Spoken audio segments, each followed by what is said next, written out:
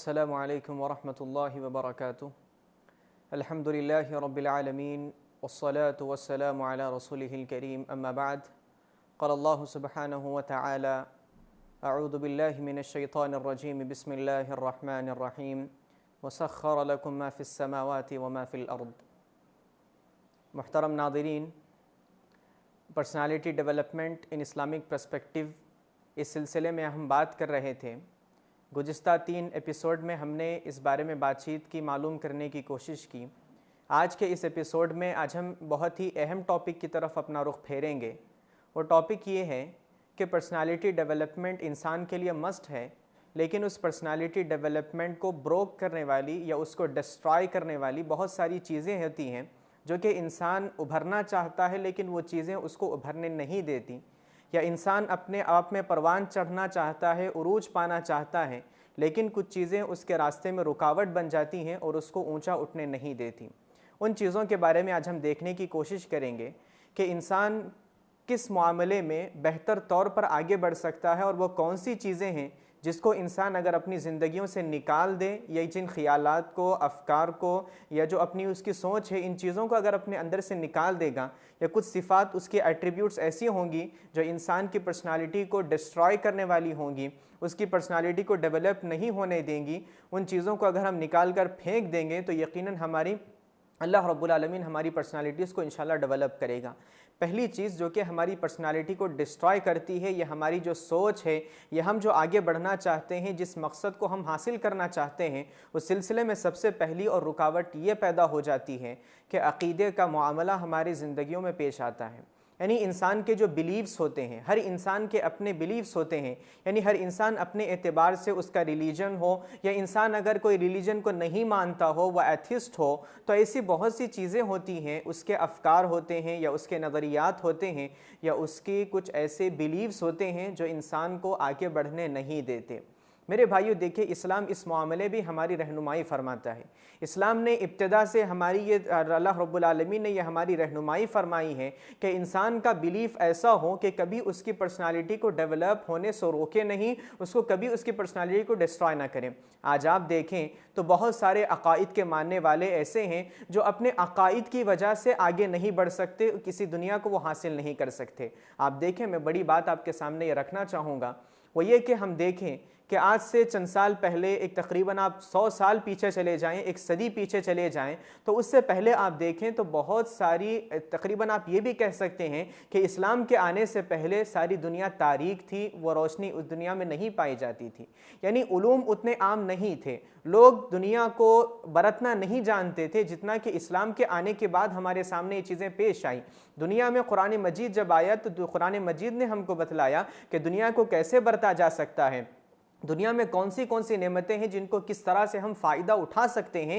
ये सारे इस्लाम के आने के बाद और कुरान मजीद के नाजिल होने के बाद हुआ, वरना उससे पहले आप देखें, मिसाल के तौर पर कि आप जो उस वक्त के मज़ाहिब पाए जाते थे, या आज भी आप हिंदुइज़म की बात ले लें या बुद्धिज़्म की बात ले लें, तो यहाँ पर मामला ये है, उनके अक़ीदे में ये बात शामिल है कि चाँद हमारा देवता है इसलिए कि चाँद हमको फ़ायदा पहुँचाता है। उनके अंदर 2 अक़ाइद पाए जाते हैं कि जो चीज़ उनको फ़ायदा पहुँचाती है वो उनका देवता है, वो उनका माबूद है, वो उनका पालनहार है या फिर उनको पालने वाला है, उनका रब है, और जो चीज़ उनको नुकसान पहुँचाती है उसकी भी वो पूजा किया करते हैं। तो देखिए, उन्होंने चाँद को ये समझा कि ये हमको फ़ायदा पहुँचाने वाला है और उसकी पूजा उन्होंने शुरू कर दी। उन्होंने सांप को देखा कि वो उनको नुकसान पहुँचाने वाला है, इसलिए उन्होंने उसकी पूजा शुरू कर दी। उससे उन्होंने जो चाँद पर फ़ायदा हासिल करना था, चाँद से जो फ़वाइद उनको हासिल होने वाले थे, उनकी तरफ उन्होंने नहीं देखा। उनका रिसर्च कभी चाँद की तरफ नहीं गया, इसलिए कि वो उसको अपना माबूद समझते थे, एक ताज़ीम की नज़र से और एहतराम की नज़र से उसको देखते थे। तो देखिए, इस्लाम आया, इस्लाम ने आने के बाद अल्लाह रब्बुल आलमीन ने कुरान मजीद में ये कानून अल्लाह रब्बुल आलमीन ने नाजिल फरमा दिया, वसख्खर लकुम मा फिस समावाति व मा फिल अर्द, कि दुनिया में जो कुछ है, आसमानों में हो या ज़मीनों में हो, जो कुछ है ये तुम्हारे लिए मुसख्खर कर दिया गया है। यानी आसमान हो, सूरज हो, तारे हो, सितारे हो, सारी चीज़ें, कायनात में जितनी मखलूक़ात हो, ये इंसान तुम्हारे लिए पैदा फरमाई गई है, तुम यकीनन इनसे फ़ायदा उठाओ। अल्लाह रब्बुल आलमीन ने ये कानून जब बना दिया तो लोग उससे फ़ायदा उठाने लगे, उसके सिलसिले में रिसर्च करने लगे, तो वहाँ से लोगों को उनके उससे फ़ायदा उठाना शुरू उन्होंने किया, बहुत सारे फ़वाइद उनसे उनको हासिल हुए। तो देखिए, इससे पहले ये मामला पेश नहीं आया था। उसकी वजह ये थी कि उनके अंदर ये चीज़ पाई जाती थी, वो ये समझते थे कि ये हमारा माबूद है और उसको एहतराम की नज़र से देखना चाहिए। एहतराम के सिलसिले में उन्होंने कभी उस पर रिसर्च करने का काम नहीं किया, तो ये उनका अकीदा था जिसने उनकी पर्सनालिटी को डेवलप होने नहीं दिया। तो ऐसे बहुत सारे अकायद हैं जो इंसान की पर्सनालिटीज़ को डिस्ट्रॉय कर देते हैं। तो इस सिलसिले में देखिए इस्लाम हमको क्या अकीदा देता है। इस्लाम ने हमको कहा, अल्लाह के रसूल सल्लल्लाहु अलैहि वसल्लम ने हज़रत जिब्राईल ने अल्लाह के रसूल सल्लल्लाहु अलैहि वसल्लम से पूछा कि अल्लाह के नबी ईमान क्या है, ईमान की तारीफ़ क्या है। तो अल्लाह के नबी ने कहा अन तुमिना बिल्लाहि व मलाइकतिही व कुतुबिही व रुसुलिही वल यौमिल आखिरी वल क़द्रि खैरिही व शर्रिही, कि ईमान 6 चीज़ों पर ईमान लाना ज़रूरी है। ईमान 6 चीज़ों को मानने का नाम है, उनको पहले जानना है, उसके बाद उनको मानने का नाम है। अल्लाह रब्बुल आलमीन की वहदानियत को, अल्लाह रब्बुल आलमीन की रुबूबियत को और अल्लाह ताला के अस्मा व सिफ़ात को पहले मानो। उसके बाद मलाइका के सिलसिले में ईमान लाओ। उसके बाद फिर अल्लाह रब्बुल आलमीन के रसूलों पर, जो कि अल्लाह रब्बुल आलमीन ने उनको हक़ के साथ भेजा था, इस पर ईमान लाओ। और उसके बाद इसके बाद वाली जो चीज़ है आप देखें, अल यौमिल आखिर, यानी आखिरी दिन पर ईमान लाओ, यानी आखिरत का जो दिन है, क़ियामत का जो दिन है, उस पर ईमान लाओ। देखिए मेरे भाइयों, ये जो मुसलमान का अक़ीदा है कि आखिरत का दिन एक दिन आने वाला है और इस दिन में मेरे सारे आमाल का जज़ा व सज़ा होने वाली है, मुझे पूछा जाने वाला है अल्लाह रब्बुल आलमीन के पास। जब तक मैं सवालात का जवाबात नहीं दूंगा उस वक्त तक मेरे कदम वहाँ से नहीं हट सकते। एक मुसलमान का यह अक़ीदा होगा तो मुसलमान अपनी ज़िंदगी को बेहतर बनाने के बारे में सोचेगा और अपनी आखिरत पर भी वो नज़र रखेगा और अपनी आखिरत को भी बेहतर बनाएगा। और हमने पहले भी सुना है और हमने पहले भी इस बारे में बात की कि जिस आदमी की आखिरत बेहतर हो जाएगी यकीनन उसकी दुनिया भी यकीनन बेहतर हो जाएगी।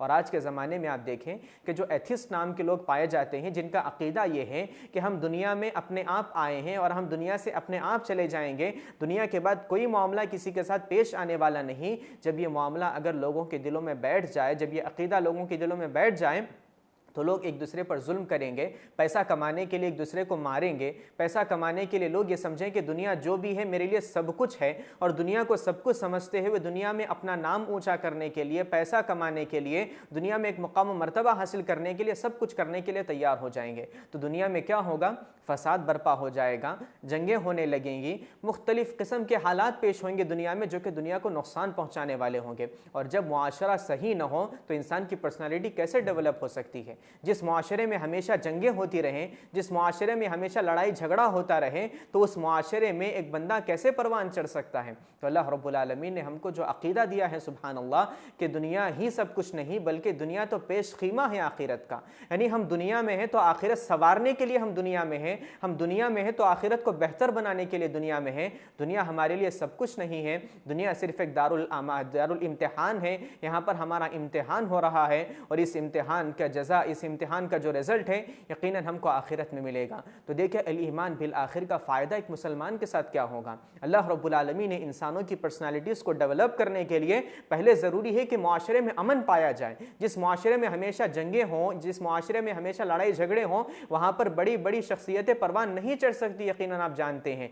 देखिए आप कि जो हमारे जो आलमी जंगें हुई, आलमी 2 जंगें हमारी जो हुई थी, उसमें कितनी पर्सनालिटीज़ डेवलप हो पाई थी। वहाँ पर जहाँ पर बम डाले गए थे, वहाँ पर तकरीबन जितना वो इलाका था, वहाँ पर जितनी औलाद आज भी वहाँ पर होती है, तो वो लंगड़े लूले वहाँ पर होती है। तो देखिए इंसान जिस मुआशरे में अमन होगा वहाँ पर उसका दिल सुकून पाएगा। वहाँ पर जब उसका दिल सुकून में होगा, जब उसका मौसम अच्छा होगा, जब उसका यानी समझिए उसकी तबीयत अच्छी होगी, तो यकीनन इंसान अपने बारे में कुछ ऊंचा सोच सकता है। जिस मुआशरे में लड़ाई झगड़े का मामला हो वहाँ पर इंसान आगे नहीं सोच सकता। इस अक़ीदे से हमको ये फ़ायदा हासिल होता है। इसके बाद देखिए तकदीर पर ईमान लाने की बात अल्लाह रब्बुल आलमीन ने हमको कही। तकदीर पर ईमान लाना ये बहुत ही अहम चीज़ है। आप देखें चंद महीनों पहले या चंद दिनों पहले हमारे साथ काफ़ी मामलात पेश आए जिसमें लोगों ने डिप्रेशन की वजह से अपने आप को सुसाइड कर लिया, अपनी जान उन्होंने अपने हाथों से गंवा ली।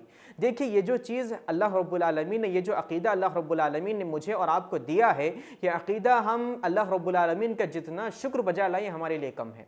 देखिए अल्लाह रब्बुल आलमीन के इस अक़ीदे से फ़ायदा क्या होगा। एक आदमी पर्सनालिटी को डेवलप करना चाहेगा, वो अपने तमाम चीज़ों को बेहतर बनाने की कोशिश करेगा, वो अपने आप पर भरोसा करेगा, अपने आप पर कॉन्फिडेंस उसको होगा, लेकिन इस सारे कॉन्फिडेंस के बाद उसकी जो उम्मीद होगी वो अल्लाह रब्बुल आलमीन से बंधी हुई होगी। ये एक मुसलमान की बात है।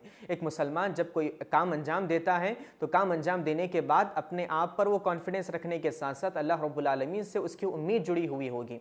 उसकी उम्मीद जब अल्लाह रब्बुल आलमीन से जुड़ेगी तो यह ऐसी उम्मीद है, कभी ख़त्म होने वाली उम्मीद नहीं है। मिसाल के तौर पर मुझे किसी चीज़ से उम्मीद है तो वो चीज़ कभी ना कभी ख़त्म हो सकती है। मुझे किसी इंसान से उम्मीद है कि वह मेरा बेहतर बना सकता है, वो उसी वक्त तक बेहतर बनाएगा जब उसका मफाद इससे जुड़ा हुआ होगा, जब उसका फ़ायदा इससे जुड़ा हुआ होगा। जब उसका फ़ायदा नहीं तो वह मेरे लिए क्यों बेहतर सोचेगा।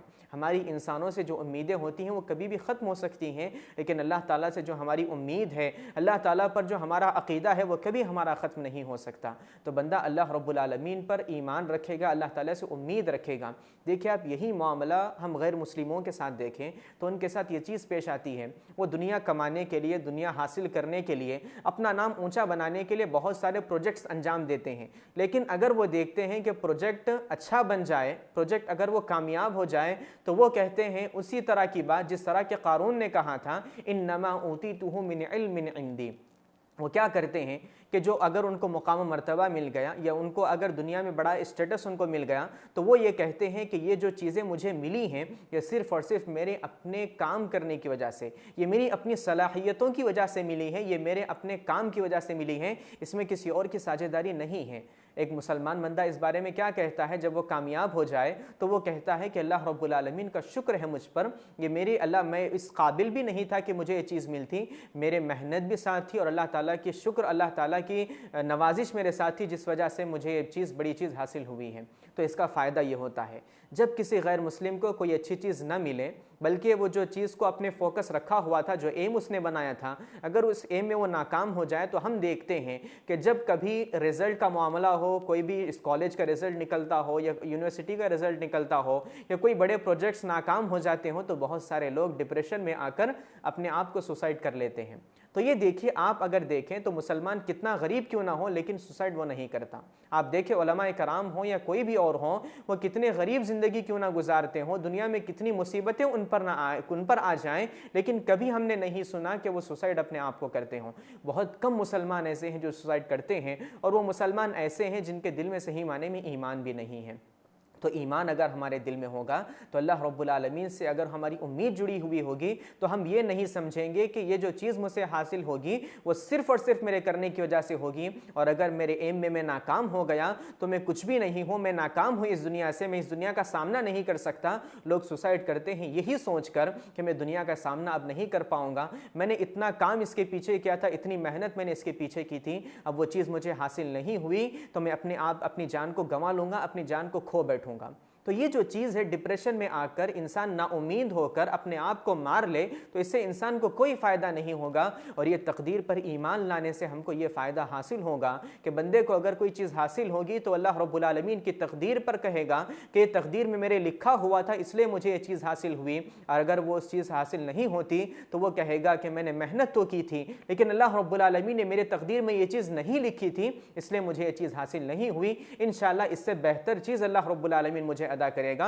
इस उम्मीद के साथ वो आगे अपना आगे अपने प्रोजेक्ट को पर काम करेगा और वो अपने दूसरे एम को हासिल करने की कोशिश करेगा। तो देखिए मेरे भाइयों, हमारे अकीदे से कितना फ़ायदा हमको हासिल होता है। इंसान की पर्सनालिटीज़ जो डिस्ट्रॉय होती है वो सबसे बड़ी बात यही होती है कि उसके बिलीफ सही नहीं होते, उसके बिलीफ्स सिर्फ दुनिया तक महदूद रहते हैं, अल्लाह रब्बुल आलमीन तक और आखिरत तक उसके बिलीफ्स नहीं जा पाते। इसके बाद मेरे भाइयों, दूसरी जो चीज़ है हमारी पर्सनालिटीज़ को डिस्ट्रॉय करने वाली है, दूसरी चीज़ और अहम चीज़ ये है कि इंसान का रूड कैरेक्टर, यानी इंसान के बुरे अखलाक। इंसान के अखलाक अगर अच्छे ना हो तो इंसान अपने आप को कितना कामयाब क्यों ना कहे, लोग उसकी कामयाबी को तस्लीम नहीं करते। लोग ये कहते हैं कि फ़लाँ कितना कामयाब क्यों ना हो, लेकिन वह हमारे साथ अखलाक उसके अच्छे नहीं है, उसका कैरेक्टर हमारे साथ अच्छा नहीं है, उसका बर्ताव हमारे साथ अच्छा नहीं है, इसलिए लोग उसकी काबिलियत को तस्लीम नहीं करते। आप देखें कितनी बड़ी कंपनी का क्यों मालिक क्यों ना हो, लेकिन उसका जो चपरासी होगा उसकी कंपनी में काम करने वाला, अगर उसके अखलाक अच्छे ना हो, अगर जो बड़ा कंपनी का मालिक है उसके अखलाक अच्छे ना हो तो उसका चपरासी भी उसको गालियां देगा, उसको बुरा भला कहेगा। क्यों? इसलिए कि उसकी काबिलियत को तस्लीम नहीं करता। आज हम देखें हमारी ज़ुबानों पर यह कलिमा भी चढ़ा हुआ है, हम कहते हैं अगर लोग अखलाक उनके अच्छे ना हो तो पढ़ा लिखा जाहिल उसको कहा जाता है। पढ़ा लिखा जाहिल हम क्यों कहते हैं? कि उसने अपने आप को बनाने संवारने, अपनी पर्सनालिटी को बड़ा बनाने के लिए उतना सब कुछ किया, लेकिन उसके अखलाक ही उसके पास अच्छे ना हो तो वो क्या कुछ कर पाएगा। तो मेरे भाइयों, हमारी पर्सनालिटीज़ को डिस्ट्रॉय करने में हमारे अखलाक का बहुत बड़ा असर होता है। हम ये समझें कि अगर हमारे अखलाक अच्छे होंगे तो यकीनन हम कामयाब हो पाएंगे। और अगर हमारे अखलाक बुरे होंगे तो हम दुनिया में कितना बड़ा नाम क्यों ना हम कमा लें, लोग हमारे सामने हमारी इज्जत करेंगे और दिखावे के लिए करेंगे, लेकिन हमारे पीछे जाएंगे तो हमारी इज्जत नहीं करेंगे, हम दुनिया में भी नाकाम होंगे, लोगों के नज़दीक भी हमारी नाकामी होगी और अल्लाह रब्बुल आलमीन के नज़दीक भी हमारी नाकामी होगी। इसलिए कि बंदों के साथ अगर हम अच्छा रहेंगे तो यकीनन अल्लाह रब्बुल आलमीन हमको खुश करेगा। हुकूकुल इबाद अगर हम अता करेंगे तो अल्लाह रब्बुल आलमीन हमको जन्नत नसीब फरमाएगा। सिर्फ हुकूकुल्लाह से काम नहीं बनता, हुकूकुल इबाद अदा करना, लोगों के साथ बर्ताव सीखना, छोटों के साथ जो शफ़क़त अल्लाह के रसूल ने कहा, बड़ों के साथ एहतराम वाला मामला जो कहा, ये सारी चीज़ें अगर हम अदा करेंगे तो यकीनन हम कामयाब आदमी कहलाएंगे। मेरे भाइयों, देखिए अल्लाह के रसूल सल्लल्लाहु अलैहि वसल्लम के बारे में अल्लाह रब्बुल आलमीन ने कहा कि अल्लाह के रसूल सल्लल्लाहु अलैहि वसल्लम बड़े अहम अखलाक पर फाइज थे। अल्लाह के रसूल सल्लल्लाहु अलैहि वसल्लम बुलंद अखलाक पर फाइज थे, इसकी गवाही खुद अल्लाह रब्बुल आलमीन ने दी। आप सल्लम कहा करते थे इन्नमा बुइस्तु लिउतम्मिम मकारिमल अखलाक, यानी यकीनन मुझे मकारिम अखलाक के जो मकारिम है, अखलाक के जो आला दर्जा है, उसको मुकम्मल करने के लिए मुझे भेजा गया है। देखिए आप सल्लम जिस दुनिया में आए तो आप सल्लम के आने का मकसद क्या था कि अखलाक की जो बुलंदी है उस अखलाक की बुलंदी को मैं पालूं, यानी सबसे बुलंद अखलाक किसी के हो सकते हैं तो अल्लाह के रसूल सल्लल्लाहु अलैहि वसल्लम के अखलाक थे। तो यकीनन देखिए हमारे इस्लाम में इतनी बेहतरीन चीज़ अल्लाह रब्बुल आलमीन ने रखी है और हम कहीं और तलाश करते फिरें। आप सल्लम ने बेहतरीन अखलाक पर, हुस्न अखलाक के सिलसिले में बहुत सारी अहादीस हमारे सामने रखी हैं। अल्लाह के रसूल सल्लल्लाहु अलैहि वसल्लम से पूछा गया कि सबसे बेहतरीन इस्लाम कौन सा है, तो अल्लाह के रसूल ने कहा कि बेहतरीन इस्लाम ये है कि तुम बेहतरीन अखलाक वाले बन जाओ, बेहतरीन अखलाक वाले बन जाओ। एक और हदीस में अल्लाह के रसूल सल्लल्लाहु अलैहि वसल्लम ने इरशाद फरमाया कि इन अक़रबकुम इलैया इन अहब्बकुम इलैया व अक़रबकुम मिन्नी मजलिसा, यकीनन तुम में सबसे बेहतरीन, सबसे पसंदीदा और मेरे नज़दीक सबसे अक़रब वो है, सबसे करीबी वो शख्स होगा जो मेरे सिलसिले में, जो अखलाक में बेहतर होगा, यकीनन मुझसे बहुत ज़्यादा करीब होगा। तो अल्लाह के रसूल सल्लल्लाहु अलैहि वसल्लम और अल्लाह रब्बुल आलमीन यकीनन बेहतरीन अखलाक को परवान चढ़ाते थे। बेहतरीन अखलाक को परवान चढ़ाना यकीनन दीन इस्लाम की बात है और इंसान की पर्सनालिटी को यकीनन तौर पर डेवलप करने वाली बात है। इंसान के अखलाक अगर बेहतर हो जाएंगे तो यकीनन इंसान बहुत बड़े काम कर पाएगा और इंसान बहुत बड़े,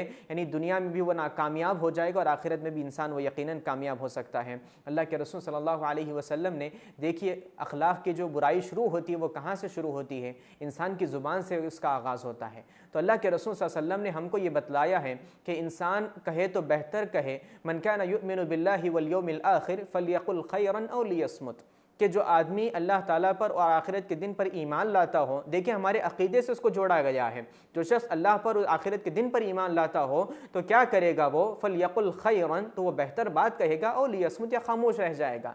यानी बुरी बातें अपनी ज़ुबान से निकालना उसके बुरे अखलाक को बताने वाली चीज़ है, और ये जो चीज़ है अखलाक को दिखाने वाली, इसको हमको रोकने के बारे में कहा गया कि इंसान अपने बेहतरीन अखलाक के लिए अपनी ज़ुबान को बेहतर बनाए, जो अगर बेहतरीन बात कह सकता हो तो कहे, वरना अपनी ज़ुबान को खामोश कर ले, कुछ बात ना कहे।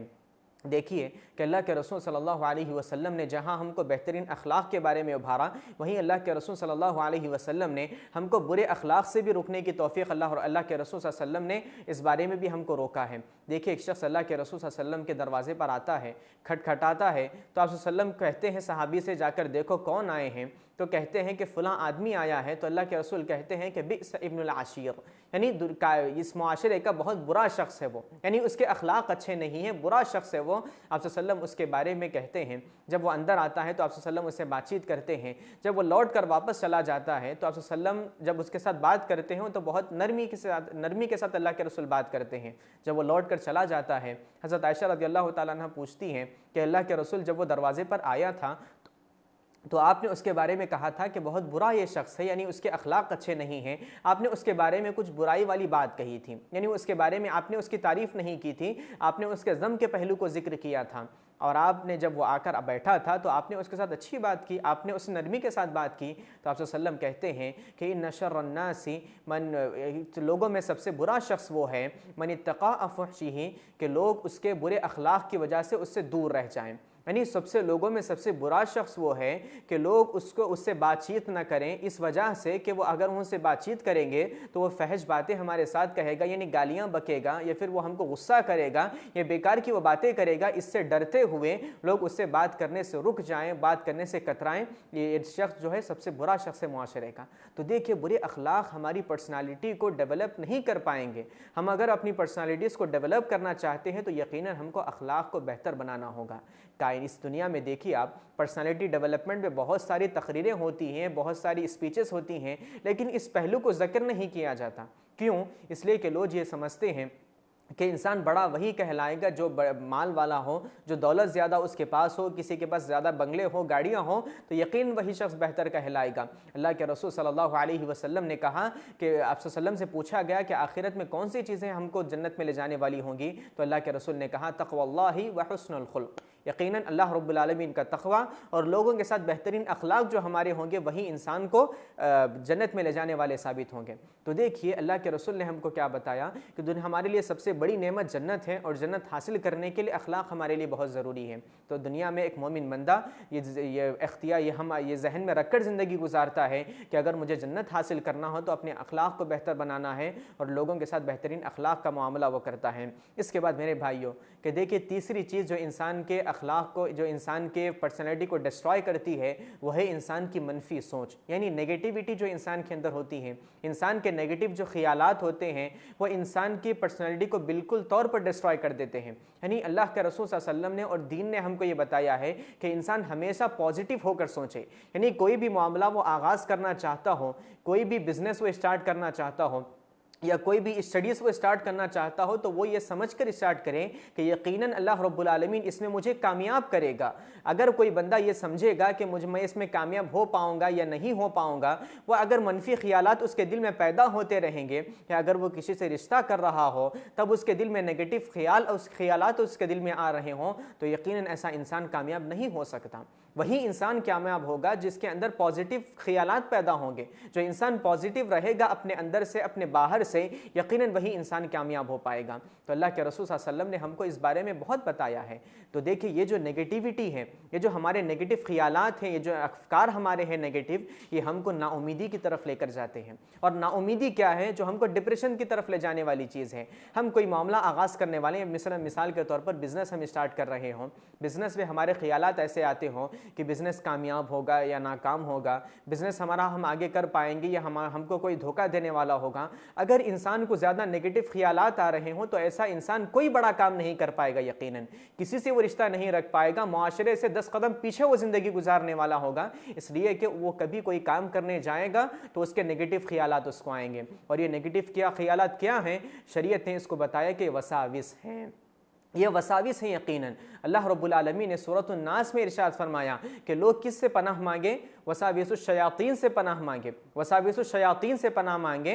और वो शयातीन कौन से होंगे? मिनल इंसी मिनल जिन्नी वल इंस। अल्लाह रब्बुल आलमीन ने सूरह नास में जो आखिरी सूरा है कुरान मजीद का, उसमें अल्लाह रब्बुल आलमीन ने इरशाद फरमाया कि तुम अल्लाह के रसूल सल्लम से मुखातब होकर अल्लाह रब्बुल आलमीन ने कहा, यकीनन आप वसाविस से पनाह मांगे, मेरी पनाह में आ जाएं। आप वसाविस से अल्लाह रब्बुल आलमीन की पनाह तलब करें। और वो वसाविस क्या हैं? शैतानी ख्यालात है। शैतान इंसान को नेगेटिव ख्यालात पैदा करता है। इंसान कोई बड़ा काम करने जाए तो इंसान के दिल में वो नेगेटिव ख्यालात पैदा करता है, जिससे इंसान कोई बड़ा काम नहीं कर पाता, वो पीछे का पीछे रह जाता है और दुनिया उसके सामने आगे निकल जाती है। और इंसान की पर्सनालिटी उसी पॉइंट पर रहती है जिस पॉइंट्स के वो पैदा हुआ था, अपनी पर्सनालिटी को डेवलप नहीं कर पाता। तो मेरे भाइयों देखिए, इससे सिलसिले में अगर इंसान के दिल में नेगेटिव ख्यालात पैदा हो रहे हों तो उसका नतीजा ये होगा कि इंसान नाउम्मीद हो जाएगा। इंसान जब अपनी ज़िंदगी से नाउम्मीद होगा तो वो ये समझेगा कि मैं सबसे नाकाम इंसान हूँ, दुनिया में सारे लोग कामयाब हैं लेकिन मैं नाकाम हूँ। लोगों से वो बातचीत नहीं कर पाएगा, लोगों का सामना वो नहीं कर पाएगा।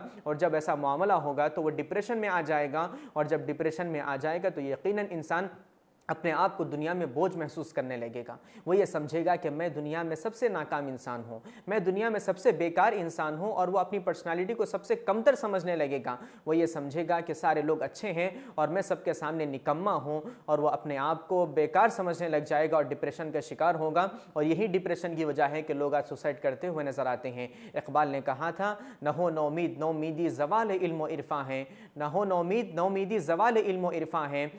तो इस बारे में हमको ख्याल रखना चाहिए कि नौमीदी हमारी ज़िंदगियों को ख़त्म करने वाली होगी और हमको जो नेगेटिव ख्यालात हैं इसको हमको ख़त्म करना होगा। इसके बाद मेरे भाइयों, जो चौथी चीज़ है वो ये है कि इंसान अपने आप में, इंसान का ये जो कैरेक्टर है, इंसान कुछ बड़ा काम करने जा रहा हो तो इंसान को अपने आप पर कॉन्फिडेंस होना चाहिए। कुछ लोग होते हैं जो दूसरों को ब्लेम करते हैं, यानी दूसरों के बारे में अगर कोई काम करना चाहते हो, अगर वो काम अच्छा हुआ तो सारा क्रेडिट अपने ऊपर ले लिए, लेकिन अगर उनका काम ये नाकाम हो गया, वो काम अच्छा करना चाहते थे लेकिन उसमें कोई ख़राबी पैदा हो गई, तो दूसरों को ब्लेम करना, ये जो ब्लेम करने की आदत किसी के अंदर आ जाए तो यकीनन ऐसा आदमी कभी आगे नहीं बढ़ पाएगा। वो हमेशा पीछे का पीछे ही रह जाएगा। वो हमेशा ये कहेगा कि मेरे साथ फ़लाँ ने ऐसा किया था, मैं ये करना चाहता था लेकिन फ़लाँ ने आकर मेरे काम में रुकावट पैदा कर दी। देखिए लोग कैसा छूत छात का अकीदा रखते हैं, लोग बदशगुनी का अकीदा रखते हैं। ये सारी चीज़ें इंसानों को वही उसी पॉइंट पर रखने का उनका रद्द अमल बन जाता है और इंसान वहीं पर बाकी रह जाता है और आगे नहीं बढ़ पाता। इसी तरह मेरे भाइयों देखिए, पांचवी चीज़ जो इंसान के पर्सनालिटी को डिस्ट्रॉय करने का सबब बनती है वो है इंसान का प्रोक्रास्टिनेशन, यानी इंसान अपने अमल को आज नहीं बल्कि कल पर टालना, जिसको हम उर्दू में कहते हैं कि आज नहीं कल कर लेंगे, कल नहीं परसों कर लेंगे। ये जो मामला है, इंसान के टाइम मैनेजमेंट को इंसान लूज कर ले, यानी टाइम मैनेजमेंट का लिहाज ना रखें, तो यकीनन ऐसा इंसान नाकाम हो जाएगा। उसका मकसद बुलंद होगा, उसकी मेहनत होगी, लेकिन इंसान अगर टाइम मैनेजमेंट ना करे, जो काम उसे अब करना था उसको वो कल करने लग जाए, या उसे जो काम कल करना था उसको अगले महीने पर टाल दे, तो यकीनन ऐसा इंसान अपने गोल को हासिल करने में, अपने एम को हासिल करने में बहुत पीछे रह जाएगा। तो जो प्रोक्रास्टिनेशन है, जो इंसान अपने ख्यालात में ये चीज़ पैदा कर ले कि जो सुस्ती इंसान के अंदर आ जाए, काहली की आदत इंसान के अंदर आ जाए, और आज ये चीज़ देखें आप हमारे मुस्लिम नौजवानों में बहुत पाई जाती है। वो कोई काम अगर करना चाहते हो तो उनकी सुस्ती उनके आड़े आ जाती है। वो कोई अच्छा काम करना चाहते हैं लेकिन उनका जी नहीं चाहता, वो अपनी हवस परस्ती में उस चीज़ को नहीं कर पाते। इस चीज़ को हमको निकालना है।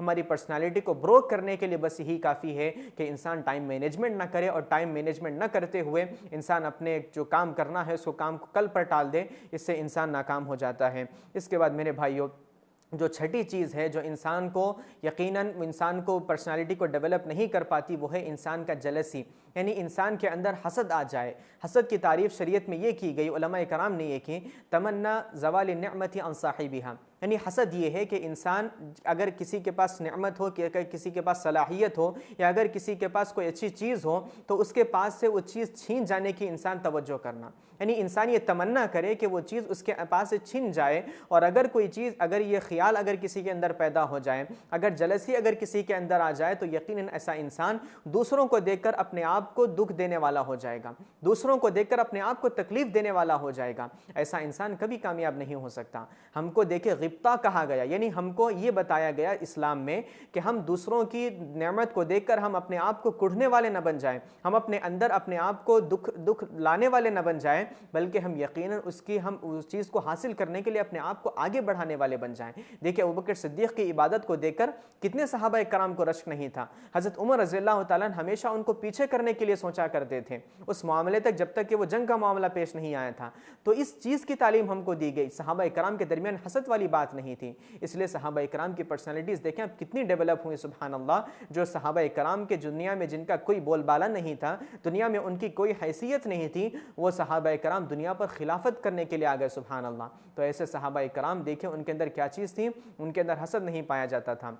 आखिरी बात बताकर मैं अपनी बात को ख़त्म करूं। आखिरी बात यह है कि इंसान की खुद परस्ती, यानी इंसान अपने आप को ये समझे कि मैं अगर कोई चीज़ हासिल कर रहा हूँ तो अपने आप पर इतना कॉन्फिडेंस कर ले कि दूसरों पर उसको कॉन्फिडेंस ना हो, यानी इंसान खुद परस्ती में आ जाए। यानी इंसान ये समझे कि मैं हमेशा मैं ही करूँगा, अगर मैं ये काम करूँगा तभी कि ये काम बेहतर होगा, मेरे अलावा दूसरा ये शख्स काम करे तो ये काम बेहतर नहीं हो सकता। अल्लाह के रसूल सल्लल्लाहु अलैहि वसल्लम की ज़िंदगी में आप देखें, आप सल्लम सिर्फ दीनी मामलात में, अल्लाह के रसूल कहते हैं कि इन्नमा, कि मैं आप सल्लम ये कहते हैं कि मैं दीनी उमूर में तुम्हें करने वाला हूँ, दुनियावी उमूर में तुम अपने आप को बेहतर जानते हो। कि अन तुम आलम बि उमूरी दुनियाकुम, यकीनन सहाबा कराम अब दुनियावी उमूर उमूर में आप मुझसे बेहतर जानते हैं। आप सल्लम देखिए, अगर वो काश्तकारी का मामला होता, दीगर मामलात होके, तो सहाबा इकराम को जो उस चीज़ उस फील्ड के माहिर थे उनको आप सल्लम आगे रखा करते थे।